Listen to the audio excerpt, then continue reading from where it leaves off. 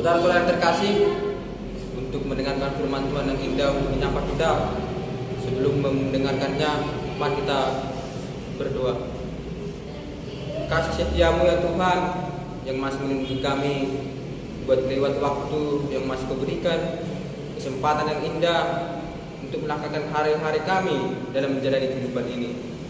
Kami percaya Engkau tidak akan pernah meninggalkan setiap langkah demi langkah kami untuk menuju suatu kehidupan yang akan Kau berikan kepada kami. Di sini kami akan mendengarkan sebagian isi dari firman-Mu. Kiranya Tuhan, Engkau berotoritas dalam hidup kami.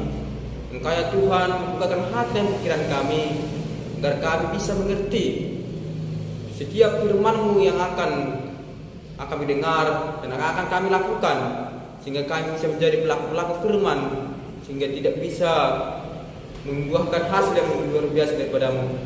Oleh karena itu, kasih dan damai sejahtera-Mu ya Tuhan, yang menaungi hidup kami, yang menaungi untuk setiap firman-Mu yang akan kami dengarkan, dan setiap penderitaan dan pergumulan kami, semoga lewat firman-Mu yang begitu indah untuk hari ini dapat terjawab, dapat terpenuhi oleh kasih karunia-Mu. Dalam nama anak Tuhan Yesus Kristus kami berdoa dan mengucap syukur. Amin. Shalom dan horas bagi saudara-saudara yang terkasih. Dimanapun kita berada, tentunya kita punya banyak pergumulan, punya tantangan hidup, dan tentunya punya beragam solusi yang kita hadapi. Oleh karena itu, di mana firman Tuhan yang akan ditabuh pada hari ini yang tertulis dalam kitab Nabi Yeskiel. Kitab Nabi Yeskiel pasal yang ke-37 mulai dari ayat 1 sampai yang ke-14. Kitab Nabi Yeskiel pasal 37 mulai dari ayat 1 sampai 14. Begini bunyi firman Tuhan. Lalu kekuasaan Tuhan meliputi aku, dan Ia membawa aku keluar dengan perantaran Roh-Nya, dan menempatkan aku di tengah-tengah lembah, dan lembah ini penuh dengan tulang-tulang. Ia membawa aku melihat tulang-tulang itu berkeliling-keliling, dan sungguh amat banyak bertaburan di lembah itu. Lihat, tulang-tulang itu amat kering. Lalu Ia berfirman kepadaku, "Hai anak manusia, dapatkah tulang-tulang ini dihidupkan kembali?" Aku menjawab, "Ya Tuhan Allah, Engkaulah yang mengetahui." Lalu firman-Nya kepadaku, "Bernubuatlah mengenai tulang-tulang ini, dan katakanlah kepadanya, hai tulang-tulang yang kering, dengarlah firman Tuhan. Beginilah firman Tuhan Allah kepada tulang-tulang ini. Aku memberi napas hidup di dalammu, supaya kamu hidup kembali. Aku akan memberi urat-urat padamu dan menumbuhkan daging padamu. Aku akan menutupi kamu dengan kulit dan memberikan kamu napas hidup, supaya kamu hidup kembali, dan kamu akan mengetahui bahwa akulah Tuhan. Lalu aku bernubuat seperti diperintahkan kepadaku, dan segera sesudah aku bernubuat, kedengaranlah suara sungguh suatu berderak-derak, dan tulang-tulang itu bertemu satu sama lain. Sedang aku mengamatinya, lihat, urat-urat ada dan daging tumbuh padanya. Kemudian kulit menutupinya, tetapi mereka belum bernapas. Maka firman-Nya kepadaku, bernubuatlah kepada napas hidup itu, bernubuatlah hai anak manusia, dan katakanlah kepada napas hidup itu, beginilah firman Tuhan Allah, hai napas hidup, datanglah dari tempat keempat penjuru angin, dan berembuslah ke dalam orang-orang yang terbunuh ini, supaya mereka hidup kembali. Lalu aku bernubuat seperti diperintahkannya kepadaku, dan napas hidup itu masuk di dalam mereka, sehingga mereka hidup kembali. Mereka menginjakkan kakinya suatu tentara yang sangat besar. Firman-Nya kepadaku, hai anak manusia, tulang-tulang ini adalah seluruh kaum Israel. Sungguh mereka sendiri mengatakan, tulang-tulang kami sudah menjadi kering, dan pengharapan kami sudah lenyap, kami sudah hilang.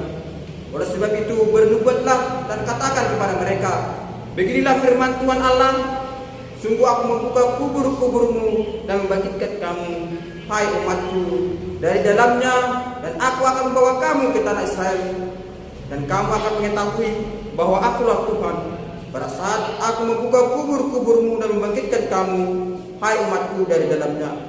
Aku akan memberikan rohku ke dalammu, sehingga kamu hidup kembali, dan aku akan memberikan kamu tinggal di dalam tanahmu, dan kamu akan mengetahui bahwa aku Tuhan yang mengatakannya dan membuatnya. Demikianlah firman Tuhan. Baik, saya sapa sekali lagi. Baik, saudara-saudara yang terkasih yang sedang menonton channel ini atau video pembelajaran ini, saya sapa Horas Majojua Yahubu. Tentunya dalam pergumulan hidup kita banyak tantangan, banyak rintangan, banyak yang kita hadapi dalam pergumulan, baik hari-hari yang lewat dan buat untuk melangkahkan perjalanan hidup kita sekalian. Tentunya mari saudara-saudaraku, saudara-saudara terkasih, dengan melewati firman Tuhan ini, semoga tiap pergumulan dapat terjawab oleh karena firman Tuhan yang akan kita dengarkan, yang akan tersiar dalam kitab Yeskiel ini. Tentunya akan menjadi suatu perenungan yang bisa menjawab pergumulan hidup kita. Jadi ada suatu pernyataan yang mengatakan bahwa hari masa lalu adalah masa lampau, hari ini adalah kenyataan, hari masa lalu adalah kenangan, dan hari ke depan adalah suatu harapan. Inilah tentunya suatu harapan untuk kita dalam melangkahkan, dalam perubahan, untuk melangkahkan setiap kehidupan kita. Jadi tidak ada seorang pun yang bisa kembali ke masa lalu itu, dan tidak ada yang bisa memutar waktu untuk kembali ke dalam waktu menjalani kehidupan entah bahagia atau dengan penuh penderitaan. Tentu jika ada menderita atau ada pergumulan hidup, kita tentunya tidak mau kembali kepada waktu masa lampau. Tapi jika ada suatu kebahagiaan atau ada waktu yang membuat kita rasa bahagia, tentunya kita mau dalam mengembalikan waktu itu.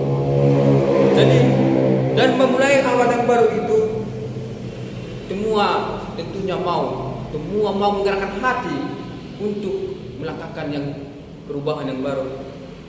Semua orang bisa memulai hari ini dan membuat akhir yang baru. Karena sesuatu akan selalu mustahil sampai kita akan melakukannya dalam melakukan perjalanan akhir bagaimana. Makin keras kita bekerja, makin keras kita melakukan sesuatu tindakan itu untuk suatu kekuatan, perasaan untuk menggapainya. Satu kunci yang harus dipegang dalam bawa perubahan adalah tindakan untuk mencapai kesuksesan itu. Tentunya banyak persiapan yang harus kita lakukan, banyak usaha yang kita hadapi, tapi toh juga tidak ada yang membuahkan. Tapi iman pengharapan kita diuji sekarang. Kita mau diuji dalam satu tindakan supaya bisa mencapai kesuksesan itu.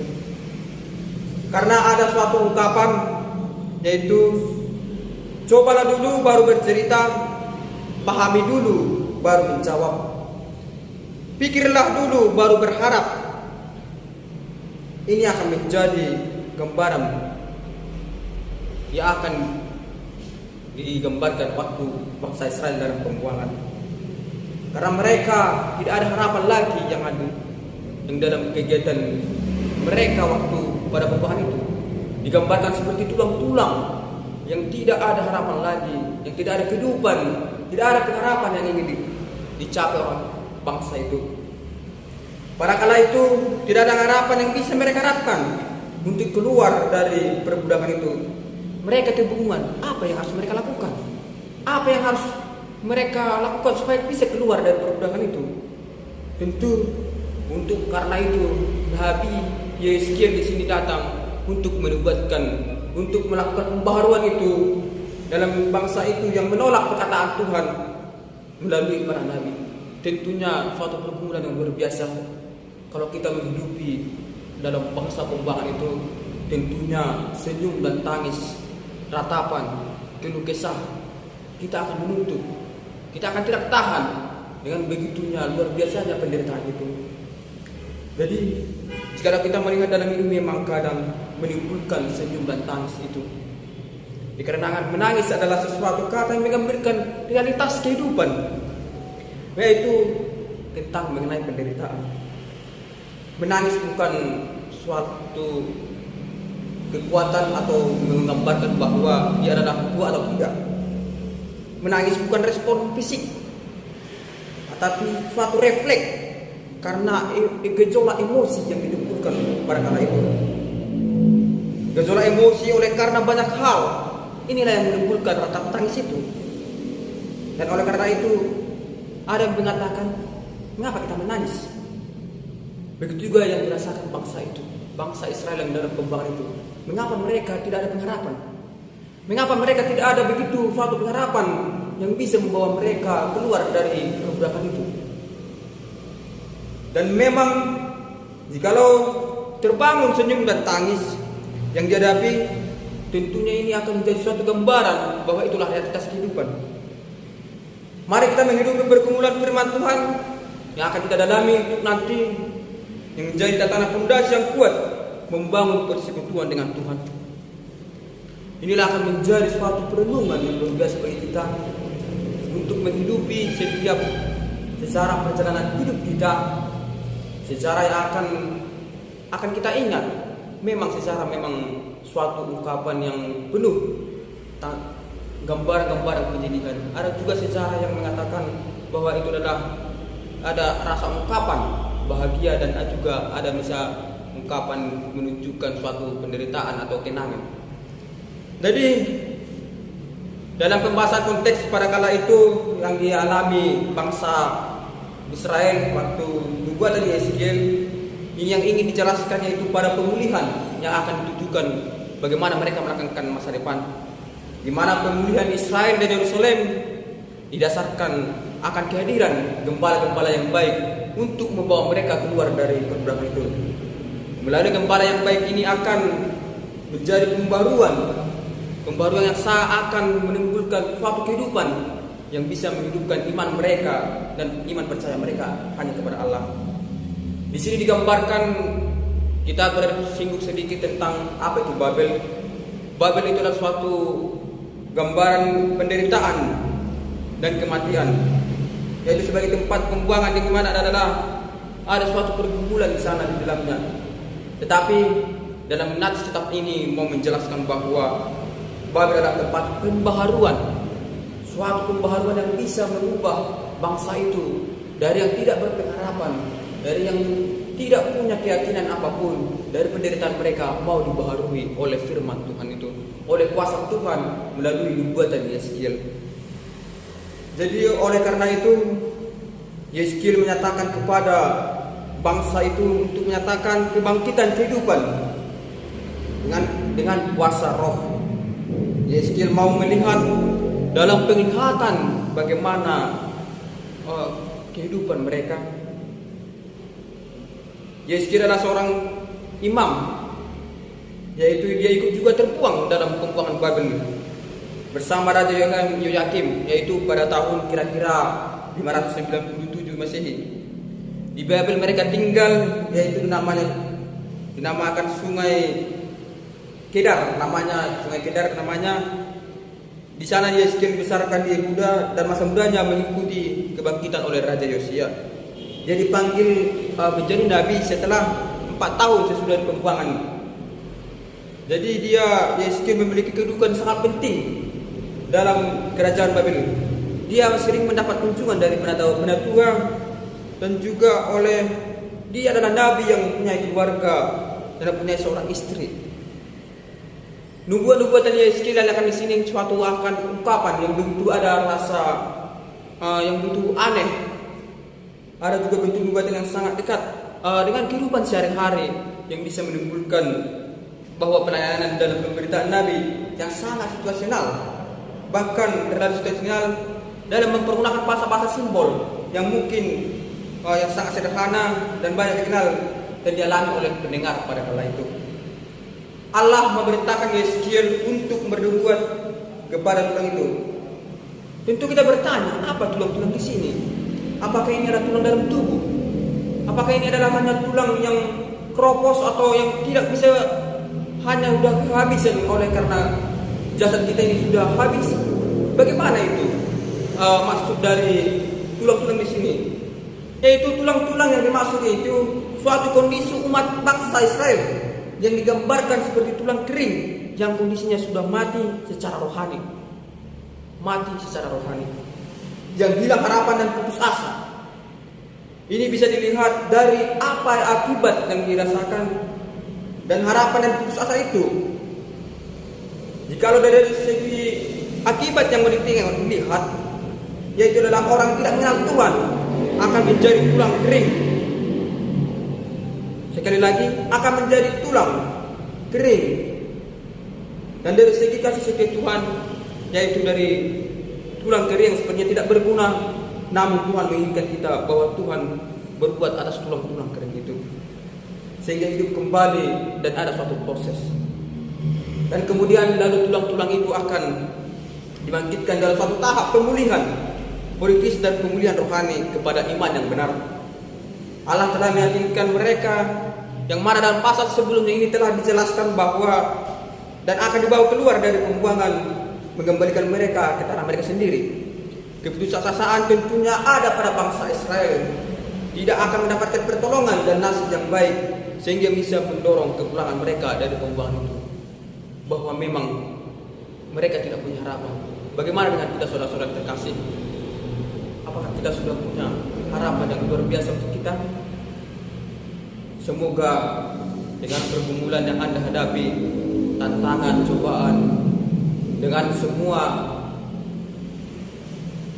digambarkan seperti tulang-tulang, semoga kita diharapkan menjadi ada kehidupan kembali dalam suatu situasi yang pada saat ini tentunya mencekam.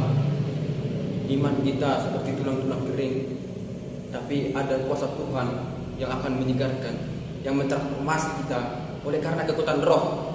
Semoga saudara-saudara yang terkasih dimanapun berada, oleh karena firman Tuhan ini bisa membangkitkan, menghidupkan kembali iman yang sudah mati itu.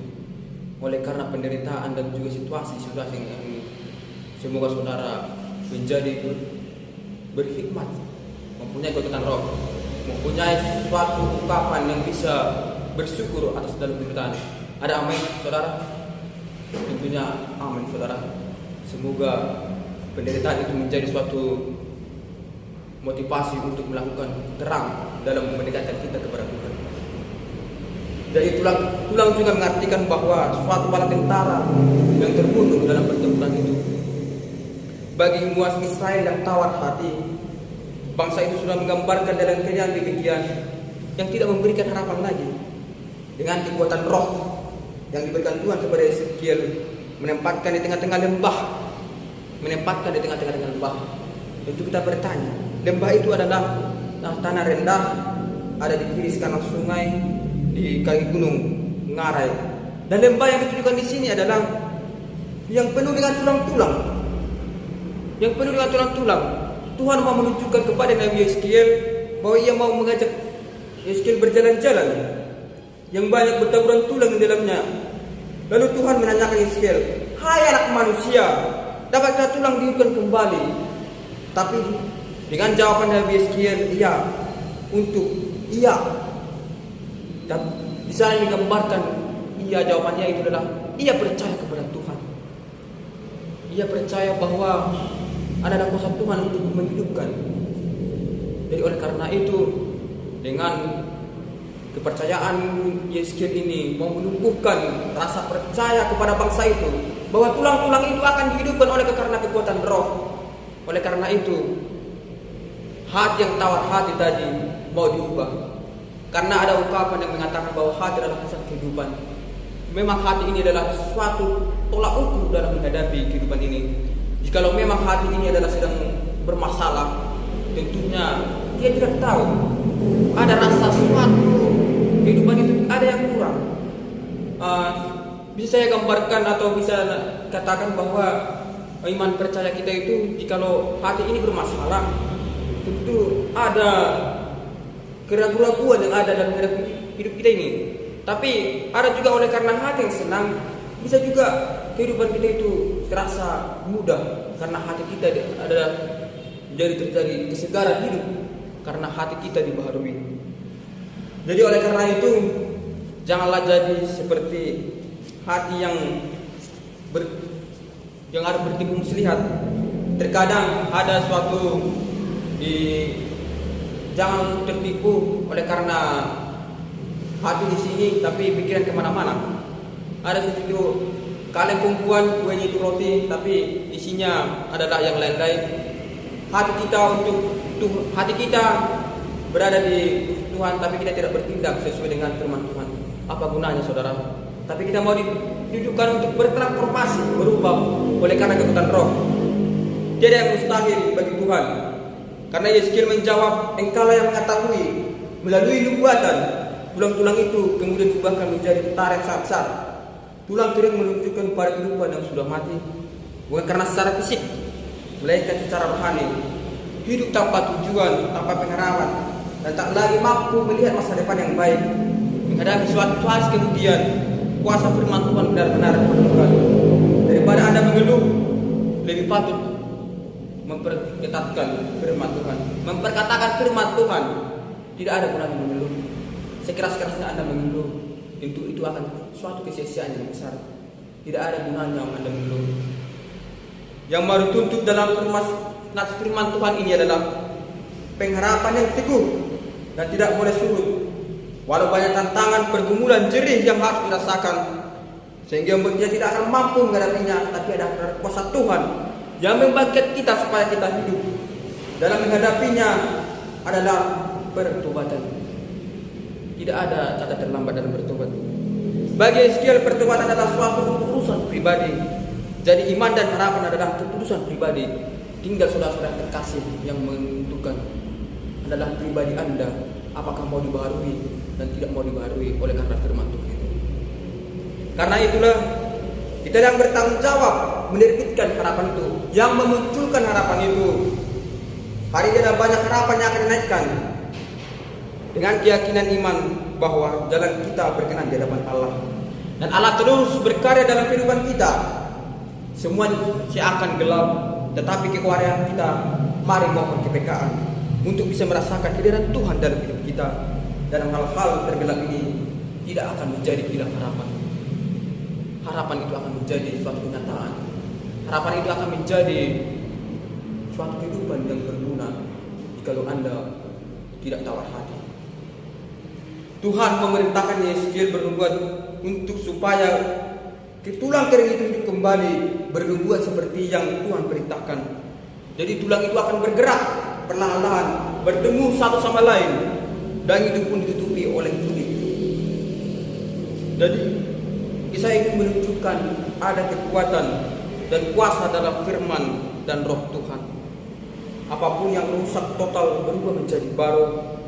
Pemulihan terjadi, Roh Tuhan bekerja, memberikan semangat dan hidup. Harapan yang sudah kering tidak mungkin lagi kembali ke tanah asalnya. Disinilah berfirman kepada Allah mengukuhkan kembali oleh karena kasih karunia Tuhan. Saudara terkasih, tentunya ini adalah firman yang luar biasa untuk kita, menegur kehidupan kita supaya menjalani kehidupan ini tanpa ada keraguan, tanpa ada sanksi sedikit pun, tanpa ada suatu penderitaan itu. Kita mau diajak bahwa ada kuasa Tuhan di dalamnya, maka kita harus hidup dalam harapan. Perlu juga kita berserah diri yang ada dalam kita sendiri, karena berserah itu tidak oleh karena akar yang tulus. Ketulusan yang membuat kita berubah. Perubahan kita mau dituntut. Zaman boleh berubah, hidup boleh berubah, tantangan boleh berubah, tapi keyakinanmu tidak boleh berubah oleh karena sesuatu apapun. Jangan ada padamu karena perubahan oleh karena zaman. Jangan jual oleh karena sesuatu yang bisa mengubah hidupmu.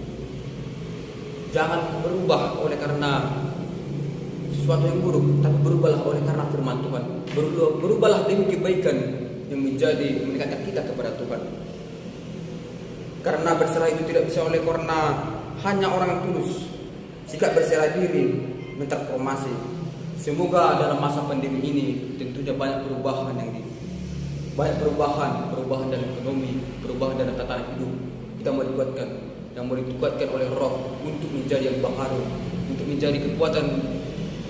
Di sini kita dicobai untuk menjadi bertransformasi oleh karena kekuatan Roh. Saya bercerita mengangkat suatu cerita tentang seorang gadis yang menunjukkan kepada ibunya tentang sulitnya kehidupan yang harus dihadapi. tanpa berkata apapun, ibunya mengajak anak gadisnya ini langsung ke ruang dapur. Jadi ibu itu menyiapkan bahan-bahannya seperti panci dan juga menyalakan api. Dan juga pertama panci itu diisi air mendidih, lalu diisi dengan air wortel. Panci kedua diisi dengan telur, dan yang ketiga itu diisi dengan kopi. Beberapa menit kemudian masing-masing panci itu dipindahkan di penyimpanan terpisah. Lalu si ibu itu meminta untuk menanyakan hal-hal tersebut untuk wortel dan telur dan aroma kopi. Lalu si anak bertanya, apa maknanya itu semua, Bu? Tata cara gadis kepada ibunya dengan keranan-keranan. Ibu menjawab, air panas adalah lambang dengan kesulitan hidup. Wortel yang dimasukkan ke udara panas menjadi lembek, sedangkan telur menjadi lebih keras, dan kopi mengubah udara menjadi minuman yang nikmat. Dalam menghadapi kesukaran hidup, yang mana mau dipilih, kata si ibu kepada anak gadis itu. Apakah engkau akan menjadi lembek dan menyerah, atau engkau menjadi keras, atau mungkin engkau akan mengubah suatu keberhasilan? Semuanya tergantung pada kehidupanmu. Kita yang menjadi kopinya yang membuat kita rasa masakan itu punya rasa tersendiri. Itu suatu gambaran yang luar biasa, di mana kita mau disuruh memilih. Ya oleh karena ibu tadi disuruh memilih, mau diajak akan keras kehidupan dalam gambaran panci, yaitu yang berisikan telur dan berisikan wortel dan berisikan juga kopi. Setelah mendidih semuanya, jika wortel mendidih direbus berarti dia lembek. Tapi kalau wortel dan juga telur, kalau dia mendidih dia akan makin keras. Dan juga karena kopi juga dia mendidih berarti mengeluarkan aroma yang baik. Di sana mau dikatakan bahwa jikalau Anda memilih suatu gambar wortel, jikalau penderitaan Anda, pergumulan hidup Anda yang lembek, berarti Anda tidak bisa tidak ada harapan. Tapi Anda yang mau pilih menjadi wortel yang lembek, telur yang menjadi keras, dan kopi yang menjadi menguapkan aroma yang luar biasa bisa diminum. Tentu di sini mau ditantang menguji bagaimana kita kasih setia Tuhan pasti akan memberikan kita dari keterpurukan. Kita mau diuji, ujilah betapa dahsyatnya kuasa Tuhan dalam hidup kita ini, sehingga kita mengenal lebih dalam kuasa Tuhan itu, sehingga kita beroleh kasih karunia-Nya.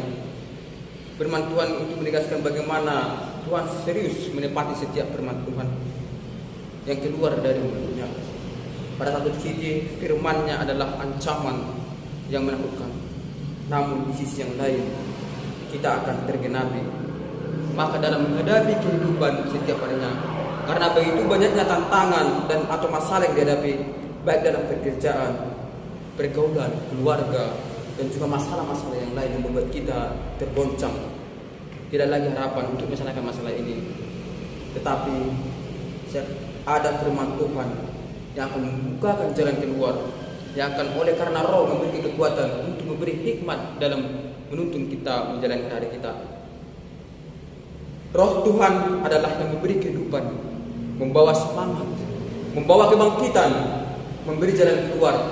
Karena tidak lebih besar tantangan rintangan yang dihadapi oleh manusia daripada kuasa Allah sendiri, dan kasih setia Tuhan yang mau diberikan kepada kita. Terhadap orang yang mau mendengarkan firman-Nya dan melakukan setia kepada dalam kehidupan setiap hari, kita harus berani dan bertekun untuk hidup. Kita harus berani untuk menghadapi sesuai dengan kehendak Tuhan. Karena melalui penderitaan kita mendapat pengalaman demi mendewasakan iman, pembaharuan, kita menjadi keras akan kehidupan. Kita tidak akan goyah akan meninggalkan keyakinan kita. Tuhan yang selalu kita andalkan dalam kehidupan kita, yang memberikan kekuatan lebih dari kekuatan yang ada di dunia ini, dan iman yang memberikan damai sejahtera dalam kehidupan di tengah-tengah gereja untuk memuliakan nama Tuhan. Sekiranya firman Tuhan ini menjadi mengkokohkan kita, dasar fondasi kita dalam menjalani kehidupan. Dengan kehidupan kembali, dengan tulang-tulang kulit ini akan kembali seperti tulang-tulang seperti yang di nas firman Tuhan ini. Jadi apa yang boleh petik dari firman ini? Apa yang boleh kita ambil yang menjadi perenungan untuk kita? Yaitu ada beberapa hal dan yang menjadi gagasan untuk hidupkan dalam kehidupan kita sehari-hari, yang menjadi penekanan sebagai penuntun dalam mengarungi kehidupan ini. Yang pertama, hidup lebih berarti jika ada pengharapan. Di dalam kesesakan, penderitaan, pergumulan bertubi-tubi begitu banyak dalam menimpa kehidupan kita ini, yang dialami seakan-akan kita tidak mampu. Namun satu hal yang pasti, ada kasih karunia Tuhan yang akan diberikan seperti bangsa Israel yang dalam pembuangan, yang digambarkan seperti tulang-tulang. Namun oleh karena nubuatan Yeskiel, ia akan mempunyai harapan, mempunyai kehidupan kembali. Yang kedua yang mau ditekankan yaitu satu pertanyaan yang harus dalam hidup kita, yaitu jika ada yang berkata hidup ini begitu sulit, tanyakan kepada kita sendiri, sulitnya dibandingkan dengan apa?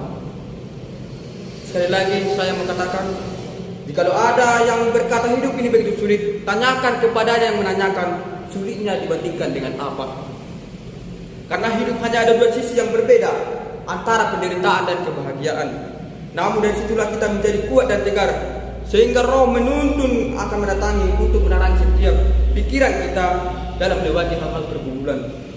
Pergumulan menjadi suatu pengharapan. Tanyakan dalam hidup Anda, mau menderita, bahagia yang bagaimana yang Anda petakan? Hidup begitu sulit, tanyakan kepada sulitnya dibandingkan dengan apa? Yang ketiga, kita perlu mewaspadai dampak perbuatan kita. Apakah kita ini akan menjadi batu sandungan yang buat menjadi dosa, menghancurkan kehidupan yang baik di keluarga, pekerjaan dan lain sebagainya. Namun dibanding semuanya itu perlu disadari bahwa selalu ada harapan bagi orang percaya, sebab kuasa anugerah Tuhan yang memulihkan lebih besar daripada kasih dosa. Saudara-saudara, sungguh indah firman Tuhan kita dengarkan. Kita mau ditekankan ada pengharapan dibaharui oleh Roh. Kita mau diubah, dikuatkan, diteguhkan, supaya kita menjadi orang-orang yang berpendirian teguh, tidak gampang mengeluh, tawar hati, tidak bersungut-sungut, tapi ada harapan yang mau dicapai, ada impian yang mau dituju. Oleh karena itu, transformasilah oleh karena kekuatan Roh, diubah oleh karena kekuatan Roh. Jangan berubah oleh karena sesuatu apapun, tapi berubahlah oleh karena kekuatan Tuhan. Berubahlah oleh karena firman Tuhan yang mengubah hidup kita dalam menghadapi sesuatunya. Jangan oleh karena zaman, jangan oleh karena namanya suatu kehidupan, namanya cinta. Semoga ada pembaharuan hidup kita bagi saudara-saudara yang terkasih, baik yang dalam mendengarkan dalam perkuliahan metode homileti kedua ini sebagai bahan praktek, dan juga bagi saudara-saudara yang terkasih yang menonton channel ini, yang berada dimanapun berada, tentu banyak pergumulan, desah-desus, suatu penderitaan. Semoga pergumulan Anda terjawab. Amin. Amin. Mari kita berdoa. Kami bersyukur Tuhan buat firman-Mu yang begitu indah, yang melawat kami. Kami dapat merenungkan setiap firman-Mu yang mana dalam bangsa Israel dalam pembuangan yang tidak punya harapan, oleh karena nubuatan Yeskiel mempunyai akan kehidupan kembali, mempunyai realitas kehidupan akan suatu kepercayaan daripada-Mu. Oleh karena itu, buat kami yang mendengarkan dimanapun kami berada, baik yang Tuhan, untuk perkuliahan kami ini, kami dapat merenungi setiap firman-Mu seperti Nabi Yeskiel ya Tuhan, dalam kesesakan yang memberitakan firman Tuhan. Begitu juga dengan kami yang menuntut perkuliahan ini, kiranya Engkau lah Tuhan menuntut kami dalam untuk menjadi hamba-hamba-Mu. Namun demikian juga Tuhan, bagi orang-orang yang mendengarkan firman-Mu pada saat ini, kuasa-Mu yang menuntut mereka Tuhan menjawab pergumulan mereka untuk menghadapi situasi-situasi yang ada saat ini. Kami serahkan dalam kehidupan kami ini, oleh karena anak Tuhan Yesus Kristus kami berdoa dan bersyukur. Amin.